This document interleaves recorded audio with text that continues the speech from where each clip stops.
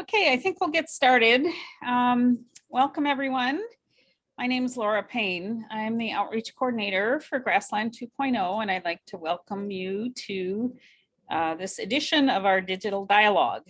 Grassland 2.0 is a big multi-state 5-year project that seeks to start a dialogue and start discussion about what we want the long-term future of agriculture and our food system to look like in the upper Midwest.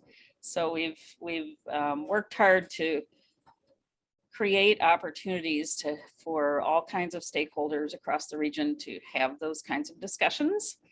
And one of those discussions is this digital dialogue series. This is our 4th session that we've had.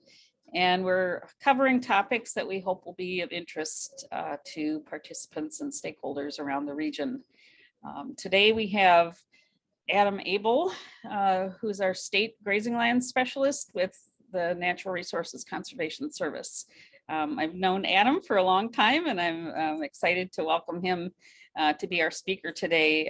Adam's family has a deep roots in the grazing community. I actually knew his folks when they first started dairy grazing in Clark County, and Adam has followed the path of helping a lot of farmers around the state get started in managed grazing as a grazing planner, and recently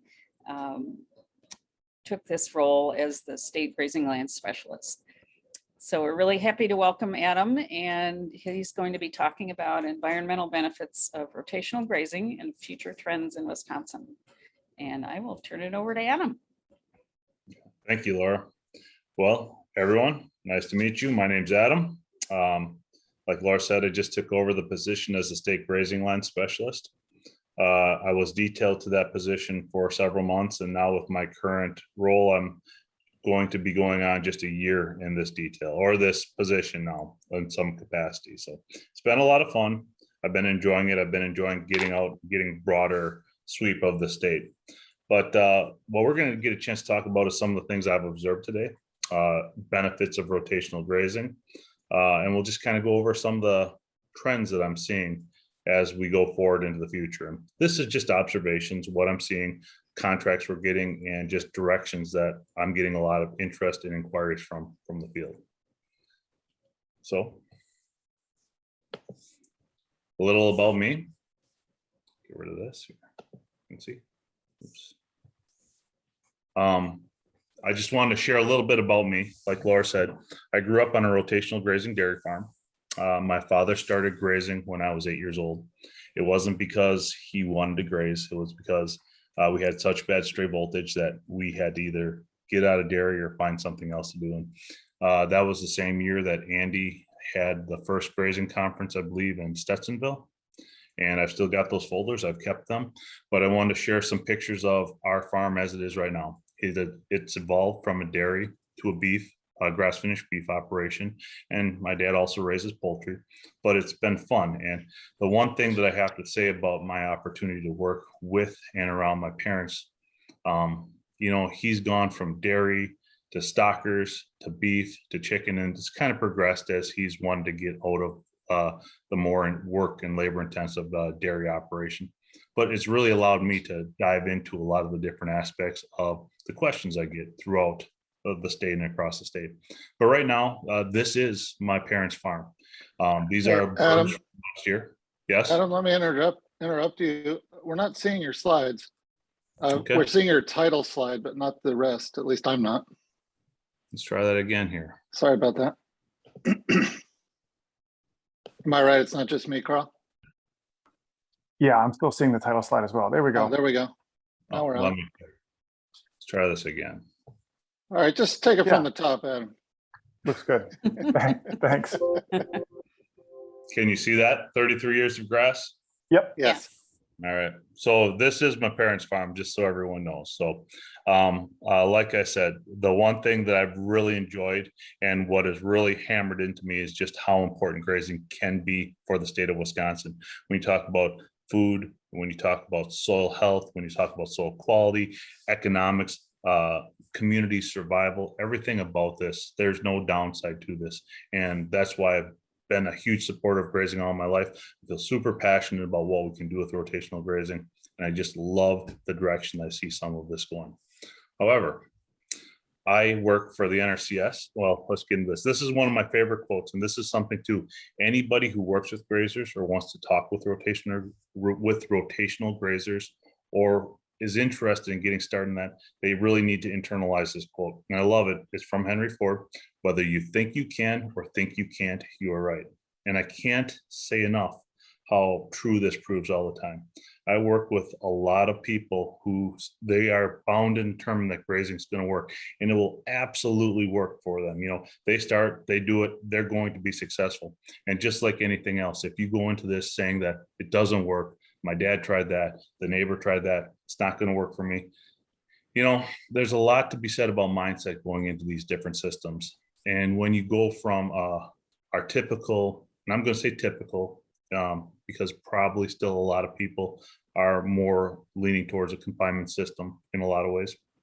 But those confinement systems are systems that we've used in Wisconsin for almost 100 years. That's what people grew up. That's what they knew. That's how they understand operating with livestock in a lot of situations. So really internalizing that mindset shift that actually is required to go to a management type system like rotational grazing. Some people, it's just real easy. That's what they want to do. That's what they get. That's just their path. Some people are more mechanically aptitude and they don't, it's a little harder process to come to. But either way, like I said, whether you think you can or you think you can't, you are right. That's Henry Ford's quote. I stand by that. That is true with grazing from here on out. And as far as the pictures today go, I believe that the majority of them are from successful grazing operations that I've worked with from Wisconsin. This picture here just happens to be from a farm up in Shawano County that was instrumental in helping us get rotational grazing throughout northeastern Wisconsin. Every large CAFO or large dairy operation that I worked with that now has heifers on pasture, they came out to this place first. So unfortunately, the previous owner passed away. Now I'm still working, have the opportunity to work with his son, but I have so much respect for this family and the amount of people that we've introduced to this concept. A lot of it started right here. So why would a producer be interested in rotational grazing? You know, those are big questions. You know, you start talking about buying land and what are your goals and what do you want to do? And the same recurring themes come up all the time, you know, reducing your operating costs. You know, if you were to keep cattle out for half the year, that means you don't have to start up the tractor to put away stored feed for half the year. Just less infrastructure in general, typically on grazing environments. Now, that being said, you know, you have to understand that some systems are infrastructure heavy or not, and you can flex that and build into that. So you got to be careful with that.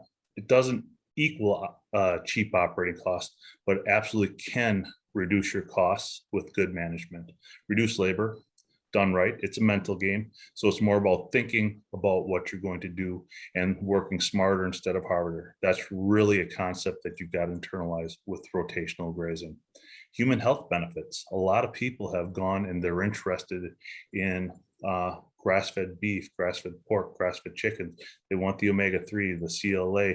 They want reduced, you know, antibiotics. They want reduced, you know, hormones, all of that across the board. Most grazing operations, you know, are going towards a grass finish or a grass-fed aspect of this. So they're reducing a lot of those other inputs that are important to people.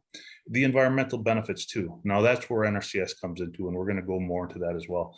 But there really are some opportunities with rotational grazing from a water quality, from soil health, from a soil erosion, protecting our environment. There are opportunities here that we could implement wide scale across the state. And that's what I'm trying to do. And I'm having a lot of fun with the position. And then also improve cattle health. There is not a single place that I go to that's doing a good job of rotational grazing that doesn't say that their cows look awesome and they're happy with the way they're going.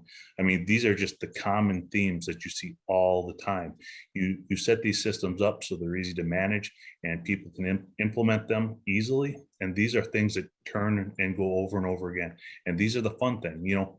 You start doing this, or if you start talking to people about this, or you have the opportunity like I do, this is just like the fun of it. It works. You're able to work with a system that's good for your economics, your labor, the environment, the cattle, and people like it. So there's no downside to this. So I absolutely love my job. I feel very fortunate for what I'm able to do. So why is the NRCS interested in prescribed grazing? Well, first of all, I want to preface that with a little bit of where the NRCS is in this. And I love kind of putting it this way. It's black and white. It's kind of blunt, but it's reality. The NRCS is not interested in setting up farms or businesses or even prescribed grazing in and of itself. What we're interested in is soil erosion, reducing that, water quality, you know, environmental benefits. That's what the NRCS is really interested in.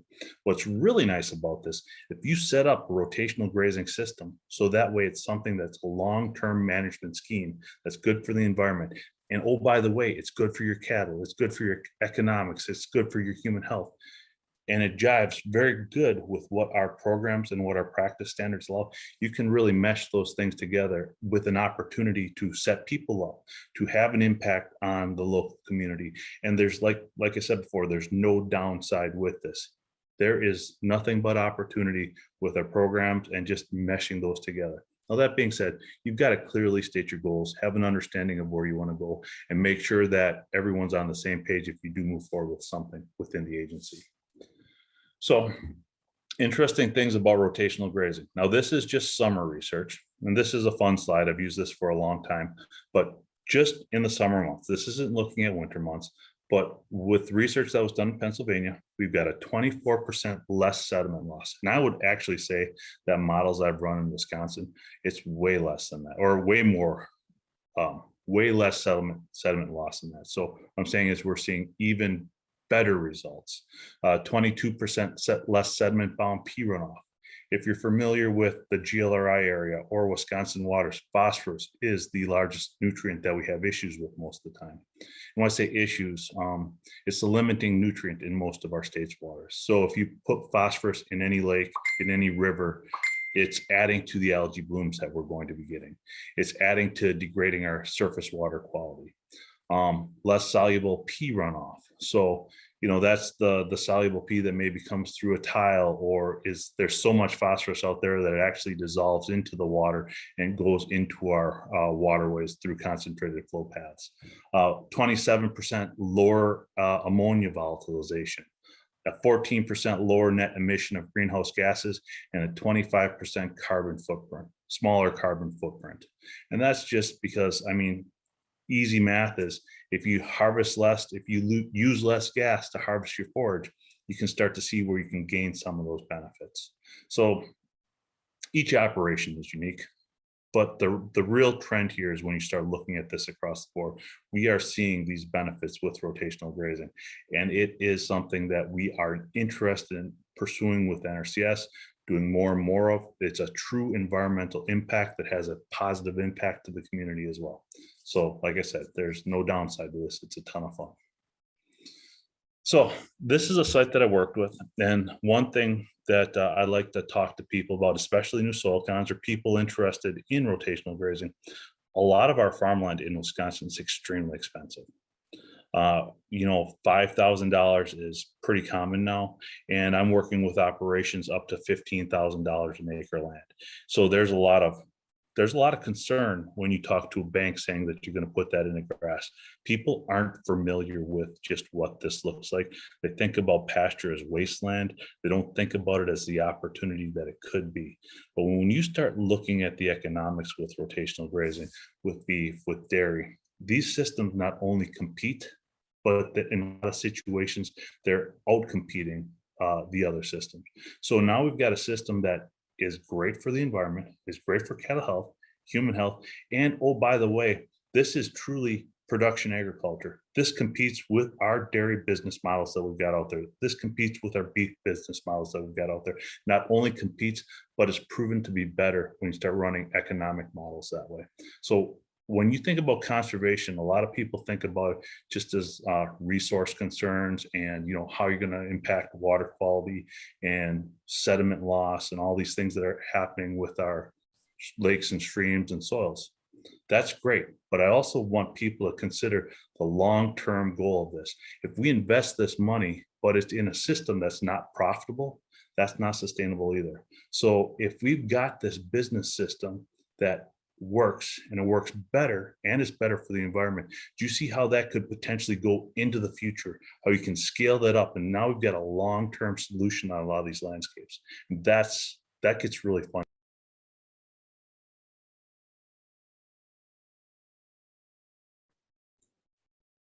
You're muted, Adam. Can you hear me? Yes. All right, sorry, talking to myself. Can you see all the slide, or is it covered up by faces? No, we can see the whole slide.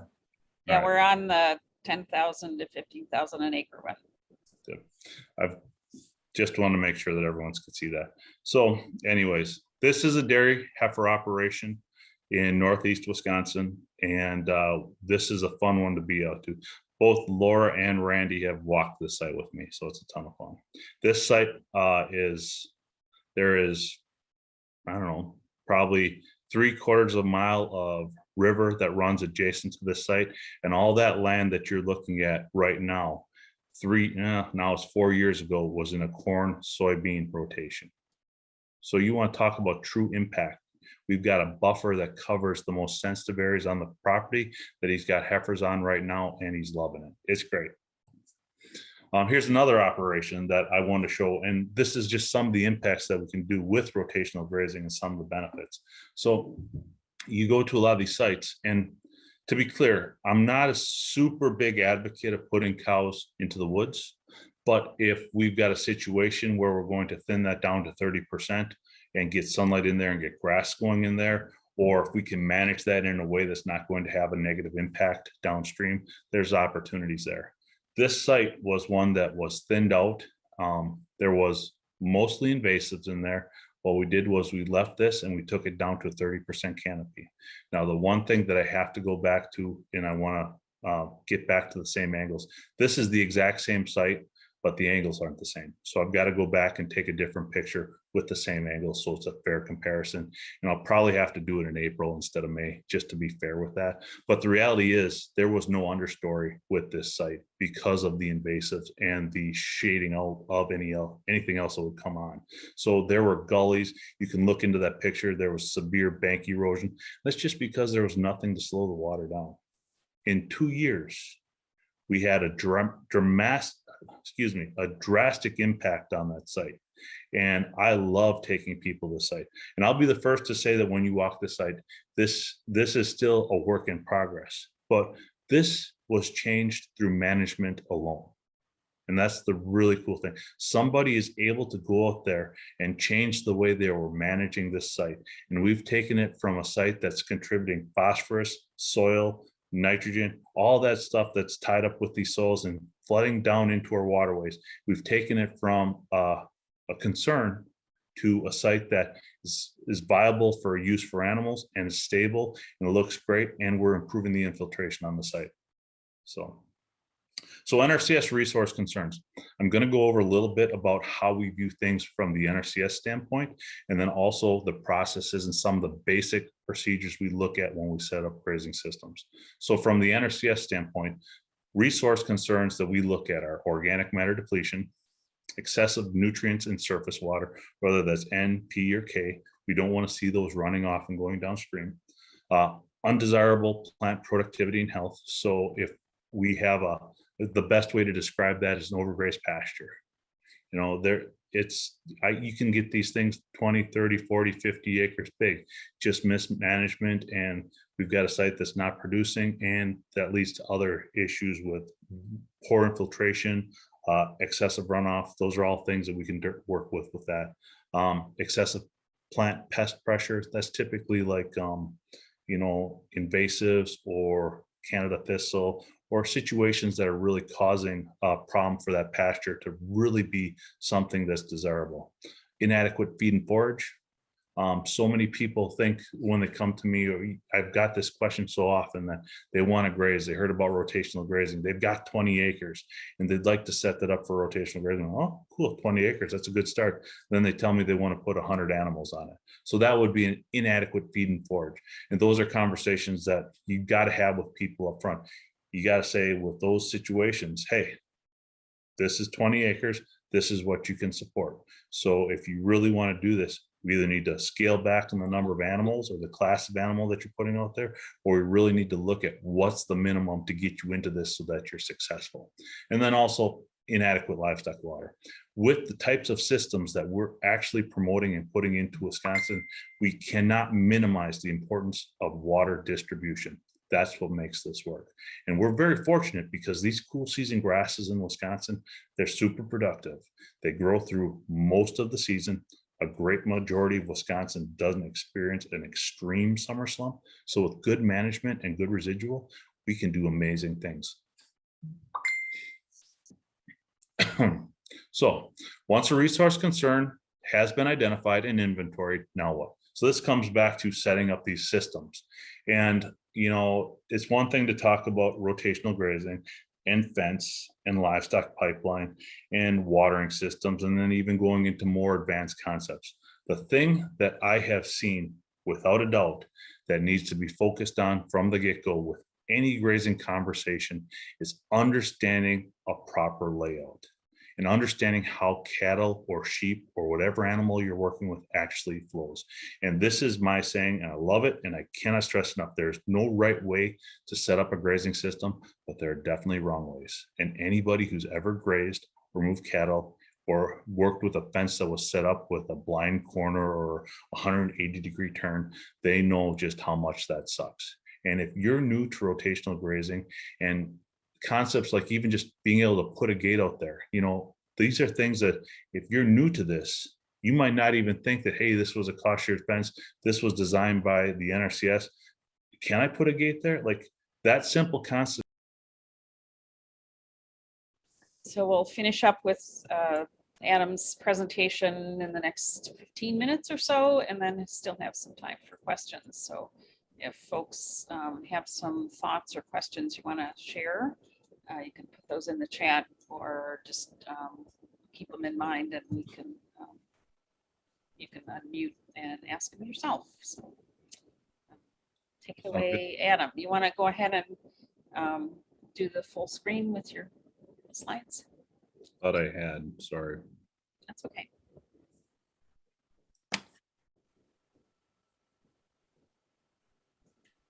There we go. Can you see that now? Yeah. All right, perfect. We were here at the approved repair. We went through the forage. I think we're at this site right here. And then I guess my main purpose with starting out here was just to make sure that people understand that with rotational grazing, the limiting factor for success, from what I can tell, is not, I shouldn't say one of the major limiting factors for success is truly understanding how to mesh all these different components together. The fence, the water lines, the lanes, the seeding, make sure you get the right grass species on the right soils. Like, it's not like there's just one way to do this, but there are, as I've said before, there are wrong ways to handle these situations, or there are less desirable ways, let's say. And if we can eliminate those hiccups with beginning grazers, that's going to promote them or get them interested and show them the benefit of doing this long term. And that's what I've focused most of my planning on. So when you're designing a pasture layout, and I'm going to go through this a little quicker than I probably would have, just so everyone knows we get to the end of this. I'm always thinking about efficiency. How intensive do you want to graze? Are you going to move them 5 times a day, or are you going to move them once every week? Because that has huge ramifications on what that's actually going to do. And I know that until you actually see this, like the one thing that I got to stress, like if you've got an interest in grazing, you really need to go out there and take some clippings and go out there and look at what happens, even going from a 3-day move to a 1-day move. When you start seeing the benefit as far as dry matter production, soil health, what actually happens in those pasture systems, I always equate it to like a snowball. You get this thing going and it just builds on itself and it gets better and better and better and better and better. And it's rewarding to be a part of that. Other things as a beginning grazer, how much are you going to spend? Are you going to go out there with equipment? One of the biggest mistakes I see are people boxing themselves in to like these permanent pastures because they think that it's so much work to move polywire. So they're like, I'm going to build 1 acre pastures. I'm going to build 31 of them. And I'm going to rotate every single day. That's going to work about once. And then the second time through, the grass is going to be at a different height, or you're going to be into the summer slump. And it really is a difficult situation to manage. And what ends up happening is you get parts that are way mature, you get parts that get overgrazed, and then you lose dry matter production. And then it's just this really bad cycle. I shouldn't say bad because it's not the end of the world, but you lose so much flexibility, you lose so much dry matter. Those are really not ways to get people excited about what can be done with these systems. So I'm a huge fan of a flexible system that we can take big equipment on, small equipment on, and the only thing that we're changing in these systems and these cropland scenarios that we're putting together is how we're harvesting that forage, whether it's with a tractor and haybine, or if it's with a beef cow or heifer or sheep or whatever you're using on your site. Then water, and then also the landscape. Understanding topography is a big deal, and those get more into the planning nuances of it, but those are things you never want to minimize. So types of fence. Most grazers utilize high tensile wire in Wisconsin. Now that doesn't mean you can't use barbed wire or woven wire or binder twine if that works to keep your cows in. That's fine. But for our purposes, for NRCS purposes, the majority of our contracts are high tensile electric fence because it works so well with these systems. It allows us to set up temporary fences, internal fences, and it sets those daily breaks and makes it easy to manage. Also, it's probably one of the cheaper systems put out there. So it really works well with what we're doing. This is a system that's in Brown County as well. It's one of the sites I work with. This is a heifer grazer. We've looked at his numbers in the past. What you can't see right there, I don't know, can you see the mouse, Laura? Can you see that? This is actually a trout stream that's being rehabilitated. So we've got grazing right up against it. And this is another site. 5 years ago, this was in a long-term corn and soybean rotation. So now think about what we've got here as far as water quality management. We've got a economic system that's desirable for the producer to do, and he likes the way his heifers look after this. So this is a temporary fence for those of you who don't know. And one thing that it's hard when you're in something for most of your life. You just assume people know what woven wire is, what poly wire is, what step-in fence posts are. But this line right here, this little piece of white strip is plastic and stainless steel strands that are like a rope that you can roll up and move. And this is part of the backbone of making these systems work, because you can give them as much or as little as you want. You can confine them into the area. As long as your animals can respect the fence, and you've got water there, the sky's the limit. You can keep in 300, 500, it doesn't matter. If herd size is not dependent on this fence. If they respect that, you can take your herd wherever you want. And that's a ton of fun. And everyone's scared about this, but once they figure that out and once the animals know the system, you can do a lot with this. And the best part about this is animals can graze around corners. You can wind it around. You can take this and you can extend into your crop fields. So if you've got 80 acres of pasture and it's so dry this summer that you've run out of places to graze, what's a better decision? I'm going to start up the tractor and I'm going to cut that field and I'm going to bale that field and I'm going to bring it to the cows, or put up some polywire and graze it and cut out all that extra stuff, all that extra cost, and manage that. And don't lose any of that production, but manage it with your animals instead of the equipment. Things to remember about a fence: keep it simple, keep it flexible. A good fence does not make a good grazer. One of the things that I find most interesting about grazing is beginning grazers focus on what you need to start. And I get that. Fencing, water lines, lanes. Once you get into rotational grazing, you really start to see that is really not the thing to focus on. The thing to focus on when you start grazing and you start to get good at this is grass management, residual, and trying to get as much production off this land as possible, because that works for everything then. And people who start, they get into it, they build into that, and they snowball into that. But those are just the things and the fun opportunity that once you get them going right, let them go, see what happens. And the goal is to maximize dry matter production. I wouldn't say that's always the goal, but when you're dealing with $10,000 or $15,000 an acre land, unless you have a lot of money or you've got some other goal in mind, you really can't lose production on there. So while I love the idea of grazing some of these more exotics, and there might be places for them, that's never the place I usually start. I don't really jump into these more complicated systems. We got to get people up and running, and then we can flex the system or make it into something different if they want to try something different. But we got to get them started off right, get those concepts and the foundational knowledge set. We need a good fencer. I'm not going to go into this. This is just stuff I wanted to have the group aware of, so that we're on the same page with this conversation. This is one of my favorite pictures. Laura, you probably know this. This is in Tom Cadwallader's place. This was a long time ago. These are my college roommates, one of my best friends. They're his brothers, and they were at the pasture walk, and he took this picture. And this has been kind of in my slides for a long time. But electric fences are mental boundaries that require training. So if you've seen a presentation from me that's talking about fence, you've probably seen this. But it really does show the point that there isn't anything there keeping those animals in except that single wire. And those two animals are a lot of fun.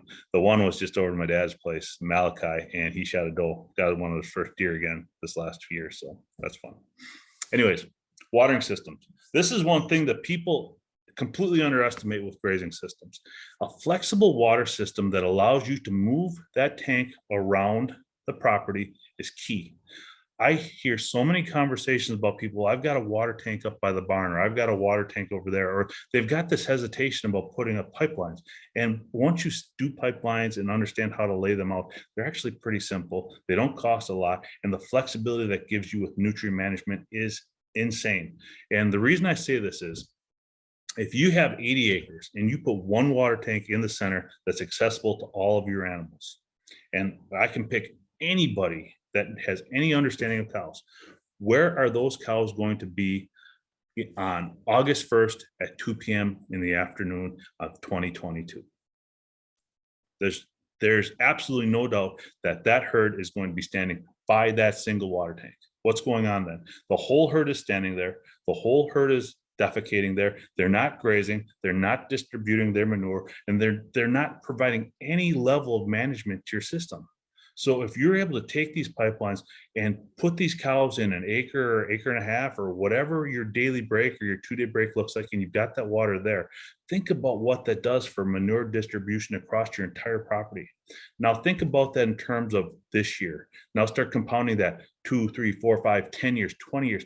What does that start to do when I start talking about that snowball effect and long-term management and making these soils and these grasses really start to produce? If you don't think about that from the get-go and set those habits straight from the get-go, people aren't going to realize their full potential with these systems. I cannot stress that enough.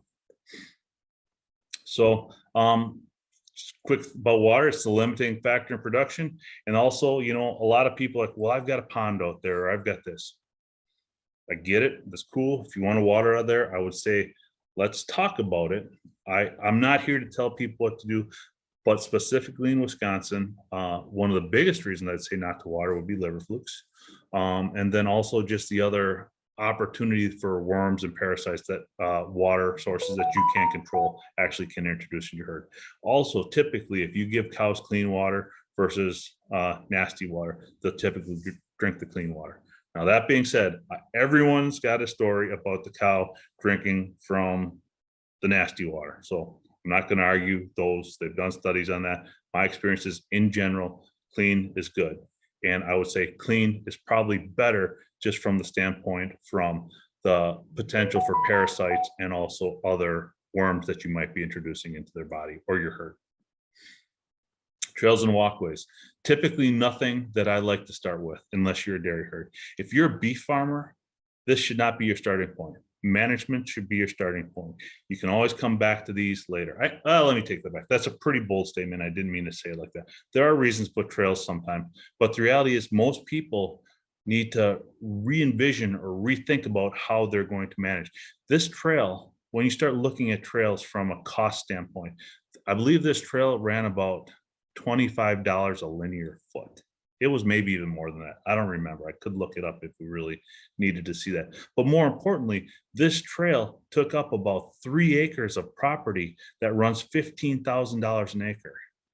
So now you've got this absolutely expensive trail. And this is actually a good place for all. This is going to be used for long term. But think about this. If you could manage without a trail, why would you spend such an extreme price and lose all that acreage when there are other opportunities to start with first? So while I'm not opposed to trails, I'm not saying we shouldn't have trails. I really want anybody, especially anybody who's a non-dairy grass producer, to really think, do I need that? Because the cost is so much and it's so long-term. And that's put on the backs of the next 20 years of animals. So those are real considerations, because if this business isn't profitable, what are we doing? How are you going to stay there if you can't pay for it? And if a trail or a manure storage or a barnyard is going to bankrupt you, well, maybe we really got to step back and talk about the real goals of where this operation is going. So we don't need to jump into this more. Pasture and hayland plantings. This is a really, really big one for me. Understanding species, tying it to the soils. Don't want to I'm just gonna say it, like tall fescue in Wisconsin. It's not a great grazing plant, and most pasture mixes have tall fescue in them. Even the softleaf tall fescues. I've got experience. I've got pictures. I've got places where we put cows in there where half the field was a softleaf tall fescue, some of it's just regular tall fescue, and then we've got another mix to the side of it. They will absolutely graze the grazing mix into the dirt before they'll graze on that tall fescue. And this isn't just once that this happened to me. And we're talking about multiple times with this. So while you can get them to graze it, I'm a big proponent of, why would you force them to graze something? Because you're instantly limiting dry matter intake at that point. Why not plant something on soils that's going to be desirable for them to graze, that works with your system? Now, let's talk back about tall fescue. Understanding where it fits. It's really great for stockpile forage. It's really great for hay production. And there are places for that, but understanding how you want to work that into your system. And that can help people get started as well. So the importance of residual. Here's another dairy heifer grazer. We've got some great numbers on this guy too, and it's a ton of fun. I'm not using names here, but I don't know, there were probably 160 heifers out here. But the thing with all this is, if you look at this picture and you come back, the one thing that you're going to see in all of my things, if I leave anything with any new grazer, the most important thing, in my opinion, that people getting into rotational grazing need to understand is how important residual is. Residual, not only from the environmental stance, but also from the long-term. We're talking about increasing your dry matter production on your property half again, twice as much, depends on where you were at. That's the potential there. And people need to get over the concept of, hey, it's got to go to 3 inches, or, this whole even grazing like a hayfield. If you got 5 or 6 or 7 inches of residual there, people are thinking, oh, I've lost that. You haven't lost it. And anybody can show a producer how they haven't lost that by understanding how to easily measure dry matter. And you can do that.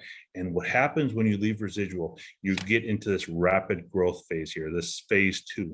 So plants are growing exponentially as fast. They're not in this low area here where they've got to recover from the roots. All that recovery occurs from photosynthesis. So now, even though you left residual out there, instead of only grazing 3 or 4 times a year, I worked with people this last year who grazed 8 times a year. So even though they took less off per pass and they needed bigger acres, they grazed it twice as much as what the average hay cutting is. Now, this was a good forage year, and we've had good forage years, but the reality is I've been keeping tabs on this. I wish I would have kept better records, but I'm absolutely 100% confident that 5 to 6 inches on our cool season grasses it's going to outproduce the lower grazing. It just really is. And we need people to know that. So Voisin, this is, if you've been around grazing circles, this is the godfather. I would recommend anybody read his books, but these are still the concepts that we live by. Rest is vital. avoid overgrazing. And I would even go so far as to say, avoid overgrazing by keeping residual at least 3 inches, but we should be thinking 5, 6, or 7 inches, depending on your grass species. The animals with the greatest nutritional needs must be allowed the greatest quality and quantity of grass. So you got dairy cows out there, don't feed them straw. Don't feed them the heifer feed. The heifers can be the cleanup animals. And avoid keeping animals on a given area for more than 3 days. It is best to limit access to a 24-hour period. That is absolutely true. And you can prove that by going to any dairy grazer and asking them what happens to their bulk tank if they keep them on a pasture for 3 days versus a 12 or 24-hour rotation. Very simple. You get this, a much flatter production curve if you're moving them every 12 to 24 hours versus 3 days. You start getting this roller coaster because they go in there that first day, they've got whatever they want, but they trample it. Then they eat less the next day and they eat less the third day. There's something to really grasp about that management, what you can do if you understand those concepts. So trends in Wisconsin that I'm seeing right now. I'm not going to say these are the only trends, but these have been the largest trends that I am getting questions on and answering I got to move my screen here though. So increase interest in grass-fed and grass-finished and organic beef. So when I look at the contracts, when I look at the questions I'm getting, there is a huge interest in the grass-finished beef market or the grass-fed beef market, maybe finishing on corn, and every nuance in the middle. So it's everything and anything in that statement, but it all kind of starts at the same point. So it's kind of one of those things where we can set up the grazing plan and you can work into a grass fed, then you can go to a grass finish. And then if you want to go to organic, go for it. There's no real conflicting interest there unless you're talking about potentially like materials used like post or organic seed. But if you're into it for 3 or 4 years, you're pretty good then already. Heifers on pasture for dairy systems. So Wisconsin is still second for milk production in the US, I believe. So we're still the dairy state. But what I'm seeing is a lot of the dairies are set with what they're doing. We're not seeing huge influxes of new grazers or new dairies. The new dairies are interested in rotational grazing, and I get anywhere from 1 to 5 of them a year. But where I'm seeing the most interest is truly the heifers on pasture, because that works for any scale and any size. And when you start looking at the economics of that, that's just something that every dairy should be doing. Done well, that is absolutely an economic benefit to you. There's no downside to that I can tell, unless you don't know how to manage pastures. The other thing is small ruminants, pastured pork, pastured poultry, rabbits, for the small operations or homesteaders. And I'm getting more questions from homesteaders. When I say homesteaders, I'm seeing a lot of people moving out to the country. We're seeing a lot of 10 to, let's say, 30-acre operations, sometimes smaller, sometimes bigger. Now, I put ruminants in there. Pigs aren't ruminants. Poultry's not a ruminant. So, this is outside of NRCS standards, but it's not outside of our scope of work with where we can help people with. So while that doesn't fit nicely into like an EQIP contract or our goals or even our practice standards within the NRCS, I recognize that there's a huge interest in this across the entire state. Then some of the other things that I'm having a ton of fun with are extending the grazing season with cover crops, annual forages, and stockpiled forages. I think this is easily the most underutilized option that most grazers are doing. And I'm getting more and more interest with this. And I want to see wide scale adoption of this across the state. I'm going to make a push to get more and more of this going, because there's, just like with some of these others, there's just no downside to this. Now, understanding how to do that and incorporating it, we do need to go over some of that. There's a bit of a learning curve with that, but it's nothing so drastic that anybody who's got a little grazing experience couldn't do. I'm also seeing a huge increased interest in outwintering and or bale grazing, just because it lowers your cost of production so much. When you look at beef operations and start looking at the economics of it, the big costs for beef operations are typically going to be winter feed costs, stored feed costs, and then also death loss. Those typically are top 2 to top 3, somewhere in there, depending on the operation. What's so nice about outwintering is you can eliminate that mechanical cost of starting up the equipment every day or every other day in the winter or whatever you think. You still have to pre-place the bales, but it's a lot easier on everybody to put them out there in a weekend in October versus having to start that tractor up when it's 20 degrees or even negative 20 degrees out. So there's a huge benefit to outwintering, not to mention now all that manure's out there, all that urine's out there. And if you plan that appropriately, so you're moving that and gridding that around, now you can move it from field to field to field and start applying a nutrient management plan with your grazing system. Think about what that means conceptually as far as long-term management, long-term dry matter production, and even lowered cost of production. And then the other thing that I'm seeing a lot of interest in are adoption of technology, grazing apps, grazing calculators like we're working with Laura and Randy. Drones, I've worked with people who are trying to move cattle with drones, grazing collars like the dog collars and bat latches and other concepts like that. I'm really looking forward to that. I'd like to eventually get some of those scenarios into NRCS because I think that there's absolute opportunity with all of these.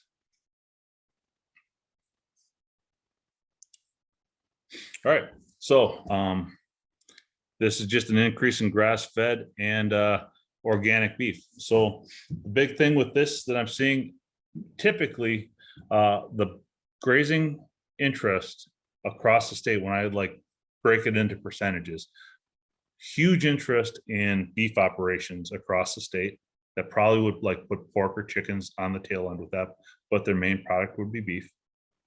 And we're seeing a lot of 20 to 60 acre operations. That's probably the majority of our work right now. And those are also the operations that have potentially the most opportunity to operate in the red and lose money.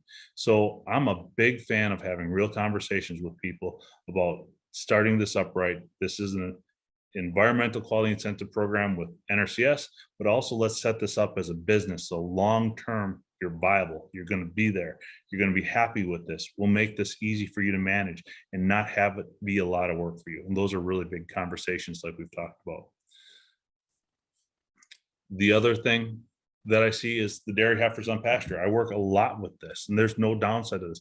I've actually got 3 more CAFOs this year that are interested in putting their heifers out on pasture. And I'm developing plans for 2 of them right now. It's a ton of fun. It's amazing. And when you look at these numbers, I'm being conservative here. Confinement cost to raise a heifer is $250 a day. Pasture costs $150 a day or less, depending on what you've got going on. And every operation's unique. But the reality is typically we're seeing at least $1 a day savings when you start putting these animals out on pasture.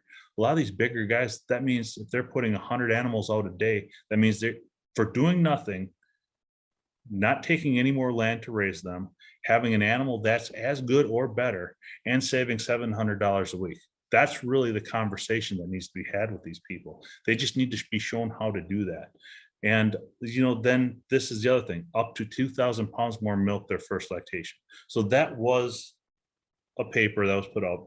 I've got people that have said they think they've seen it. That's the one number that I haven't actually quantified in the field with actual producer data or true numbers from people.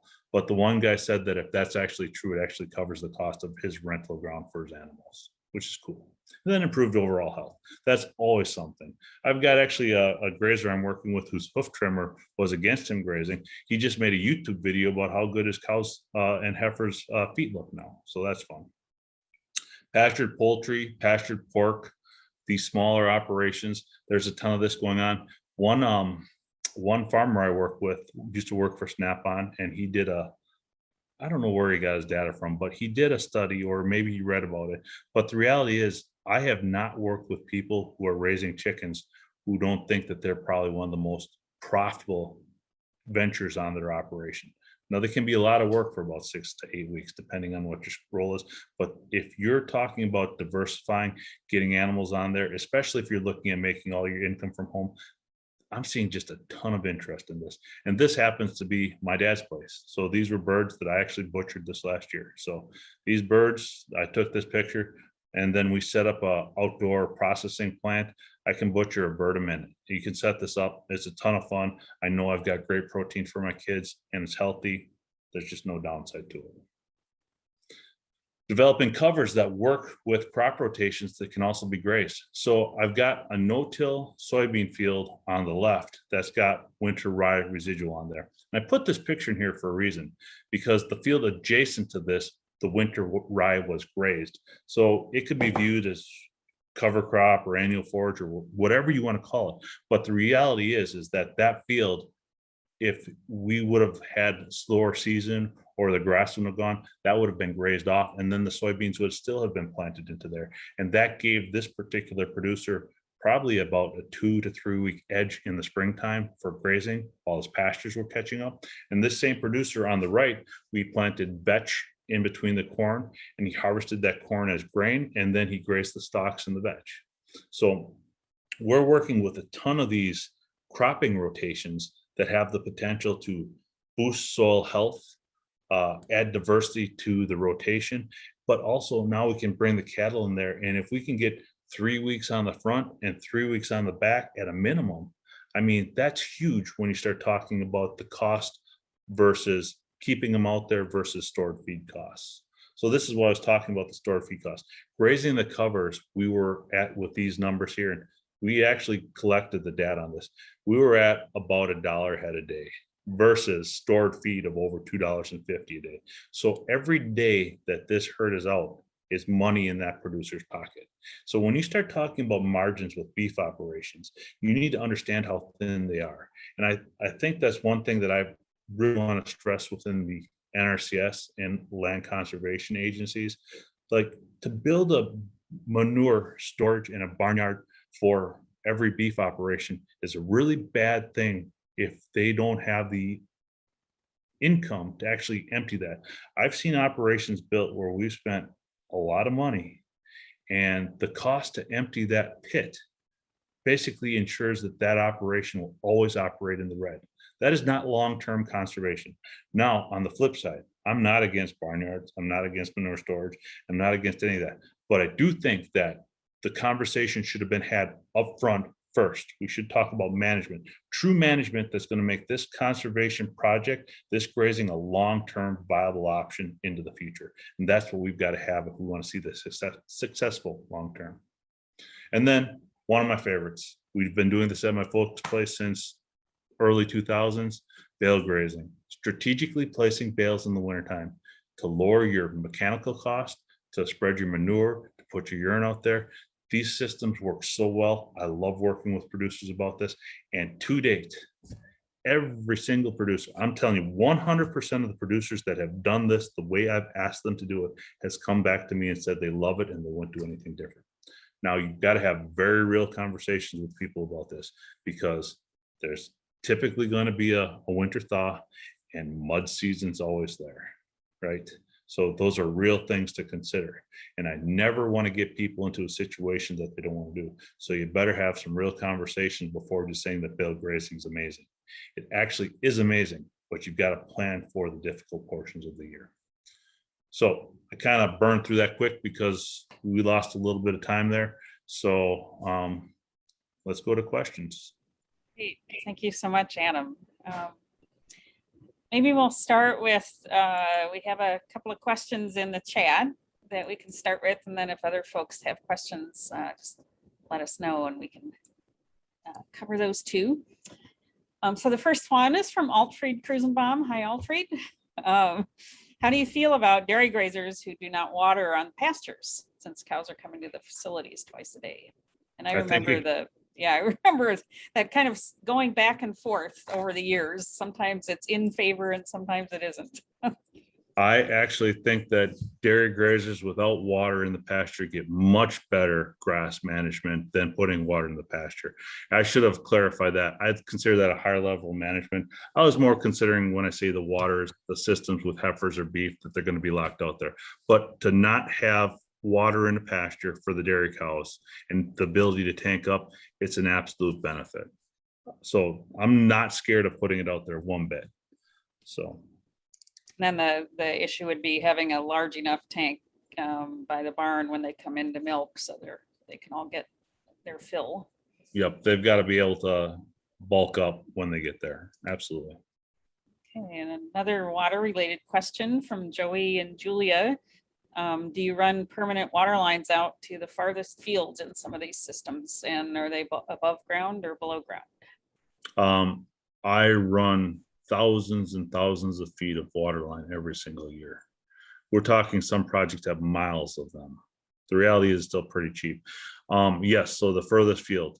Now, that being said, if you've got a 1 acre field that's, on the backside of the farm, you might consider different options at some point, but don't be scared to run pipelines. As far as burying them versus on the surface, it's really going to be the producers. That's going to be a lot to weigh with the producer. I'm a bigger fan of not burying them because when I look back at all the systems that I've installed between fencing and water lines and all the pipelines typically have the highest failure rate. And as soon as it's buried, then you got to go find the problem.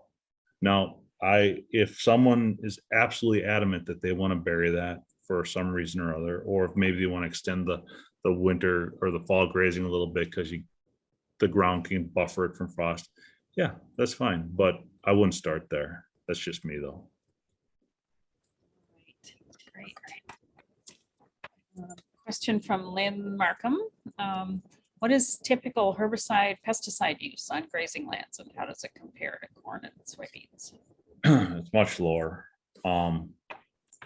As far as what we're seeing typically with the herbicides that we're using, I would say most of the time, if we do have a herbicide application, it's going to be on those initial seeding years for pasture and hayland planting, just to set the ground or set the bar right. And then the other places where I see herbicide application would be with like thistle control or something like that. And there's different organic ways of handling that as well, but that's really the majority of it. And as with anything, every operation is a little bit different, but it's drastically lower than corn and beans. Hi, Adam, would you want to maybe stop sharing your screen and then we can see everybody's faces? I'm trying to get it up and I don't know why it doesn't want to do that. Resume share. Stop. Now let me see if I can do it. There we go. Sorry, I couldn't. It wasn't allowing me to do anything. So thank you. That's okay. All right. Looks like Randy has a question for you. Go ahead, Randy. Thanks, Adam. Fantastic talk. I guess one of the things that we hear a lot is that grazing's great for the little guys. Grazing's great for, as you make a lot of hay about here, heifer grazing. What about this issue of that you can't really get too big with respect to dairy in particular, but with beef too? Do you see that as a real impediment, or are there ways that people are getting around that? And I'd just be interested in your thoughts on that. So the reality is, I don't think that there's any herd that's too big to graze. And what we're running into in the Northeast area is going to be farmers that absolutely, when we started talking about grazing to CAFOs, I really thought that we were going to be run out. But the reality is most of them are interested in some shape or form. They recognize that their heifers, that their cows off of concrete are a good decision. The challenges that we're running into are big enough blocks of contiguous acres to actually set these systems up. So while you could graze any size herd, I think the true limitation is how do you pull together blocks of land in a big enough block to make it feasible. And that, from my experience, is going to be the limiting factor, because the ones where we're able to get big chunks, or with some of the other grazers we're working with, we've got 3, 4, sometimes 5 different leases and fences going across all these different properties. And that takes a huge level of coordination and communication to actually bring those together. So that is going to be a challenge, but we got a lot of time to try. So let's do it. Great. Here's a question from Todd. Hi, Todd. He's asking about addressing old tall fescue paddocks, how to improve them. The best answer is 2 years of Roundup Ready beans.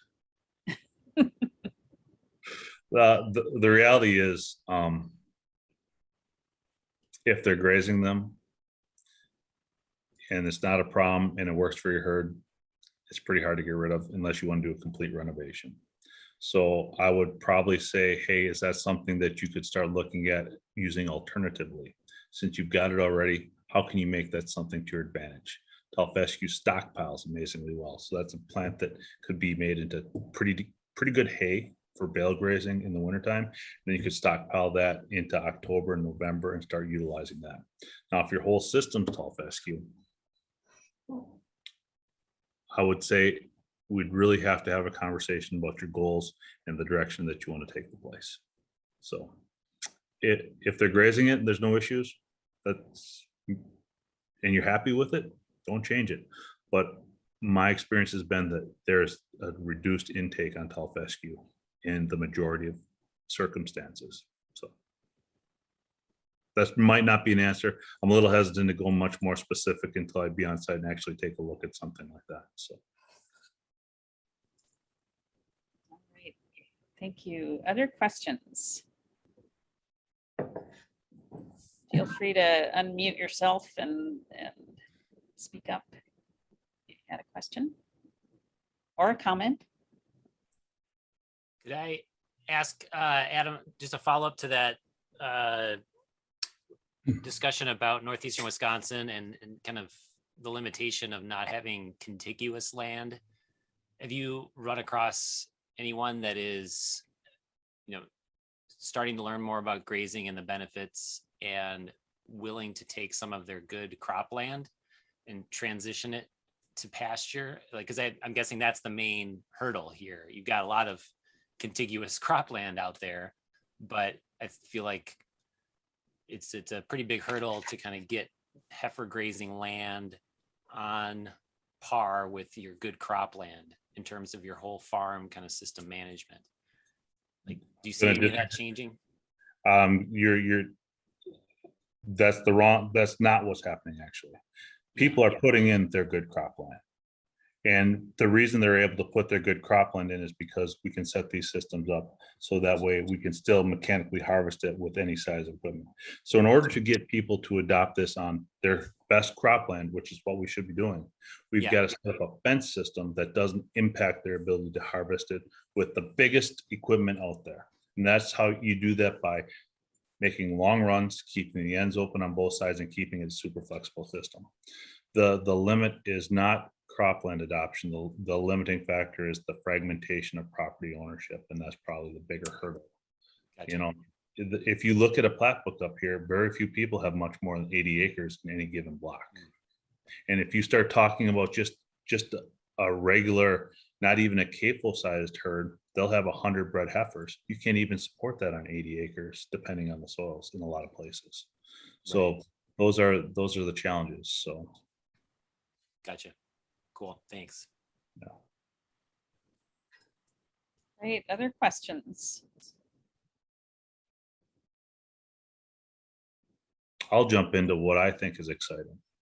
I think mixing these covers with grazing and using covers as a gateway drug for more grazing is a real opportunity. I think we're just scratching the surface on this. We've got a real challenge with the latitude that we're at in Wisconsin, because some falls are great and some aren't. And we've got to figure out these mixes that work well consistently. I'd like to get to the point where we've got a mix that's consistently going to produce 8 out of every 10 years, that can handle heavy, wet snow loads and can take our grazing seasons from May to October from May to December and January and beyond. And that is a true goal if we can get that going. And I'd love to see that adopted across the state. Now that works with dairy heifers, that works with beef animals. I don't know if those standing covers, I want to get some forage samples on that to test it against dairy quality. I don't think it would work, but who knows, maybe I'm wrong. You don't know. Depends on the crop, I suppose. Yeah, so well, that might. I think that's just a ton of fun. Then you start tying that with the bale grazing. Like, there's just so much opportunity for good to happen with this, and I'm looking forward to that. So Alfred, I see you got your hand up. What's up? Yeah, Adam, thank you so much for your presentation. I'm just wondering, where do you see the future for dairy grazing in the state? Well, I don't think that dairy is leaving Wisconsin. Most of the producers I'm working with are kind of set in their ways. What I think for dairy grazing, what I think should be happening is every producer that's not a CAFO should be looking at dairy grazing. I really think that, because if you're dealing with 400 or 500 head of animals, you're not talking about needing thousands and thousands of acres contiguous. You've still got a huge opportunity. And when you start looking at Tom Kriegel's numbers and just different numbers out there, that's just an untapped potential for people to dive into that. When I talk about interest with dairy heifers, the thing that's fun for me is most of these herds that have started adopting grazing their heifers, the next step that they go to typically is going to be their bred or their non-lactating dairy cows or dry cows. And then I've even got the next step that I get them looking at is their late lactation cows. So I'll take one step at a time, and I'd love to get more and more of them out there. So, but I was just making the comment from the standpoint of where most of our applications are coming in.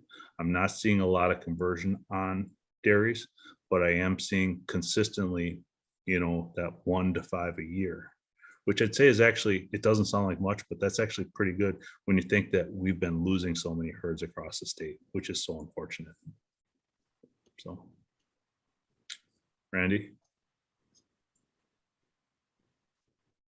I wonder if you might venture into the policy world, Adam. I know that it's thin ice for you as an NRCS employee, but what do you see as some policy levers that would be useful to help get more grazing out on the landscape? Make grass equal to corn and beans. I'm telling you, this is that simple. Give it a level playing field. It doesn't even need an advantage. It just needs a level playing field. Stand back and watch what happens. So you mean in terms of subsidies and crop insurance and that sort of thing? Yeah, absolutely. I think I'd like Alfred to comment on that too. Do you have any other, because he's out of the dairy world. What do you think about that? Did we lose you? Yeah, no, it takes me a while to unmute that, sorry. Yeah, that's a good question. I'm not so sure that would,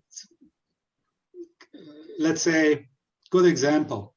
A neighbor of mine has 700 cows, and I talked them into grazing their heifers, at least one group of the heifers last year, and I tried to teach them how to move wire, how to move poly wire, and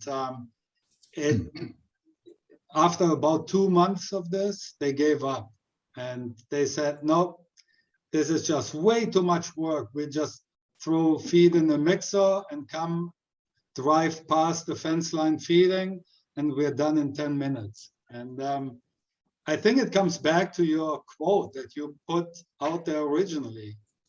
It is whatever, if you think it can be done, it can. And if you think it can't be done, it can't. And I'm not sure that policy changes help change the mindset of somebody who is so ingrained in believing in a confinement system versus a grazing system. I absolutely agree with that, because my experience is the exact same as Alfred's there. And this is the reality that I've run across. So when you start dealing with larger scale operations, you can get complete buy-in from the owner, but the guy moving the fence better have buy-in too. So if you have a hired man who likes driving tractor and skid steer, and that's why he's came to you to work, and now you're going to tell him to manage cows, any 8-year-old can move cows, but you still have to have a critical eye to look at the grass and understand what's going on. And it will be an absolute disaster if your hired man or hired woman doesn't have an aptitude for that. You have to have that in order for these systems to work, because it is an absolute management shift. And I completely agree with you. But I also would say, though, that there's a lot of people that I've talked to that are interested. And you're not everyone's going to graze. It's just not going to happen. Not everyone wants to. It's still a free country. There's still ways to do good things in different ways. But what I would love to see is just an equal playing field for the people who are considering that, so that we're not going to cut them at the feet right away. And I think that would be a benefit. Thank you. Well, we have one last question, if everyone can hang on for a minute. And that is, can you give a rough estimate as to how many head of cattle can be supported on 20 versus 80 acres? That's a dangerous question.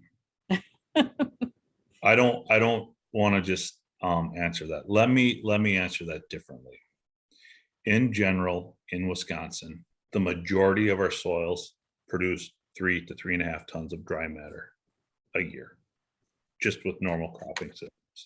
That means on average, the average acre of soil can support 1,000 pounds of animal per year, per summer, not per year, per summer. That is a pretty common math that we use, but you got to be careful with that, because if you're on a 2-ton soil, you can get yourself in real trouble with that. So in general, it's about 1,000 pounds per acre on the average Wisconsin soil, but that is not math that I would hang my hat on anywhere, because most grazing operations are buying what the bigger farmer didn't want. And it's the poorer soils, the steeper soils, the less producing soils. So be aware of that when you're doing your math, and make sure you're not over selling what this can be. The best And thing. that's why the first step is a good grazing plan, right, Anna? Absolutely. Have someone look at that site and help you develop that. The best thing that Laura or I or Alfred or anybody who's out there is not our knowledge of what we've done, but our contacts. Like, if you want to do something, somebody knows somebody's already done it. So there's no sense to reinvent the wheel. Go over there and talk to that person. Say, hey, what do you think of this? They'll say, well, I really like this. I really like this. This absolutely sucked. I'll never do that again. And don't, you know what they say, wisdom isn't learning from your mistakes. Wisdom is learning from someone else's mistakes. I mean, we don't need to reinvent this wheel. So we can take what has been learned over the last 30 years and move forward with a lot of this. So that would be the biggest thing that people could learn from the people that we all know as a group. So. Great. Well, I think we'll wrap things up there. Thank you so much, Adam. And thanks to our participants for sticking with us. We apologize again for that hack and the offensive material that was viewed. Randy did have one. I see a couple questions here, Laura. I'll stick around. I think they're applause, maybe. Oh, maybe. Sorry. Yeah, Sorry. just Slightly. hands clapping. Yeah. Yes. So anyway, thanks everyone for joining us. We'll be back in the spring, I think, with some more digital dialogues. So look for those. And if you have ideas of topics that you'd like to hear about, please let us know. So thanks so much. Thank you, everyone. Appreciate the opportunity.